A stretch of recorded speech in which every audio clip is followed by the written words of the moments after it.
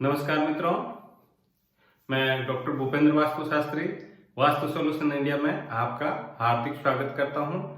आज जिस विषय को लेकर चर्चा करेंगे वो विषय है वास्तु का वास्तविक प्रारंभ।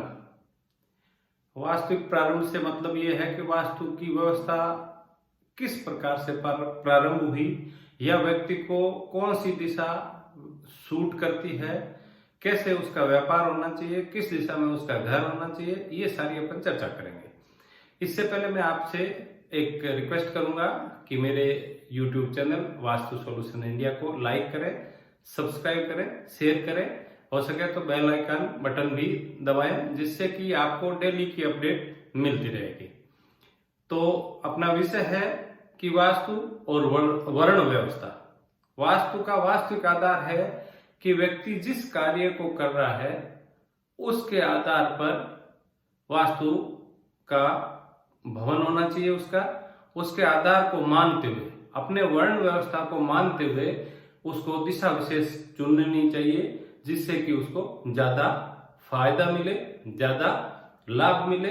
इसके लिए मैं आपसे बताता हूं कि आदिकाल से, प्राचीन काल से वर्ण व्यवस्था चली आ रही है, जिसमें 4 वर्ण मुख्य है। उन 4 वर्णों में मुख्य वर्ण है क्षत्रिय, जो राजा का काम करते हैं, जिसको राजपूत कहते हैं। द्वितीय वर्ण है ब्राह्मण, जो ज्ञान, उपदेश, वेद और शास्त्रों का कार्य करते हैं।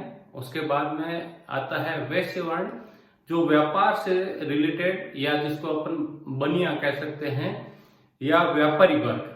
और अंतिम वर्ण है वो है शूद्र। शूद्र का मतलब है साफ सफाई करना या नौकर या सेवा करना। नौकरी, चाकरी, सेवा और शूद्र वर्ण में आ गई। इन चारों वर्णों को अगर व्यक्ति अपने इन वर्णों के स्वामी के आधार पे अगर कोई दिशा चुनता है तो वह व्यक्ति अन्य व्यक्ति से ज्यादा सुखी होगा, ज्यादा सफल होगा, कम मेहनत में ज्यादा फायदा उठाएगा।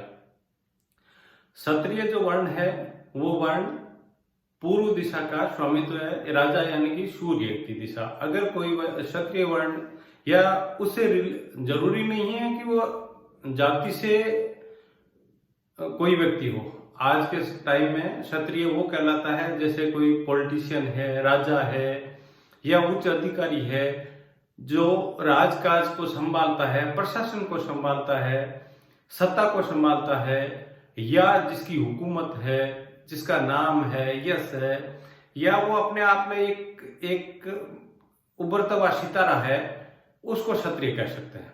वो व्यक्ति अगर पूर्व दिशा में अपना काम करेगा तो ज्यादा सफल होगा। उसके आधार पर दूसरी दिशा में, जैसे दक्षिण दिशा जो होती है, उसका स्वामित्व तो मंगल के पास होता है। और वर्तमान टाइम में एक भ्रांति सी फैली हुई है कि दक्षिण दिशा के भवन होते हैं वो अशुभ होते हैं, या व्यक्ति दक्षिण दिशा को खाली दिशा मान करके उसको ठुकराने की कोशिश करता है, या ये कहता है कि दक्षिण में फला फला व्यक्ति फैल हुआ इसलिए हम नहीं लेंगे।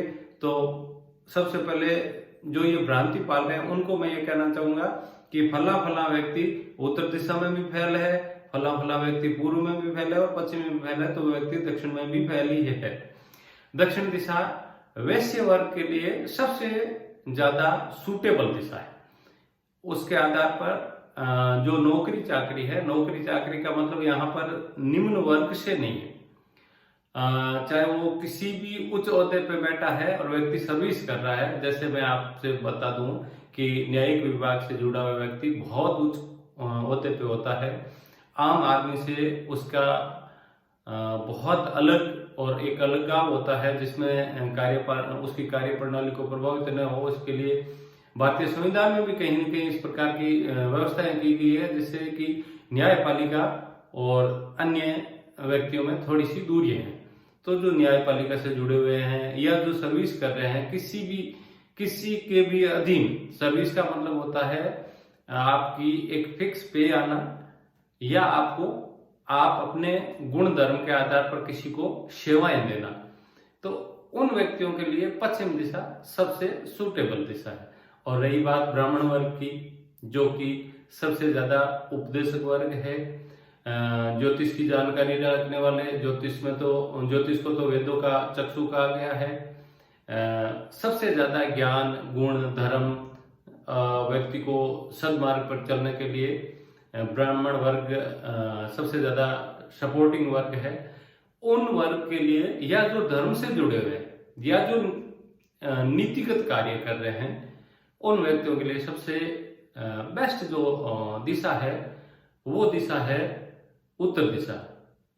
अगर इन दिशाओं को और अपनी वर्ण व्यवस्था को आधार मानकर अगर अपना घर का निर्माण करते हैं या भवन निर्माण करते हैं, या ऐसे भवनों में रहते हैं, जैसे कि कोई ब्राह्मण वर्ग से जुड़ा हुआ व्यक्ति है, मैं यहाँ ब्राह्मण जाति की बात नहीं कर रहा हूँ, वर्ग की बात कर रहा हूँ, जो ज्ञान का कार्य कर रहा है, वो व्यक्ति अगर उत्तर दिशा में अपना घर बनाएगा तो अन्य वर्ग से ज्यादा सुखी होगा। मैं आपसे फिर से एक बार रिक्वेस्ट करूंगा कि ये मेरा वीडियो है, काफी लंबे समय से YouTube पे आप और हमारा साथ चल रहा है, शेयर करना ना भूलिएगा, मेरे चैनल को सब्सक्राइब कीजिए। और आपसे एक और विनती है कि कमेंट्स बॉक्स में जय माता दी कह के अपनी उपस्थिति जरूर लगाएं। धन्यवाद।